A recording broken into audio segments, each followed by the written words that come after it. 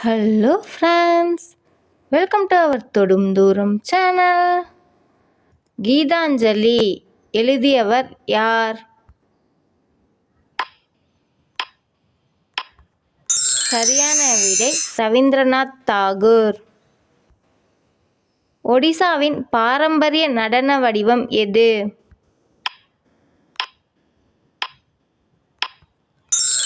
சரியான விடை ஒடிசி. எந்த நடன வடிவம் கேரளாவுடன் தொடர்புடையது? சரியான விடை கதகளி.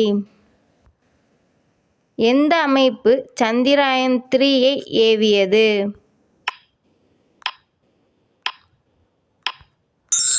சரியான விடை இஸ்ரோ. இந்தியாவின் ஏவுகணை நாயகன் என்று கருதப்படுபவர் யார்?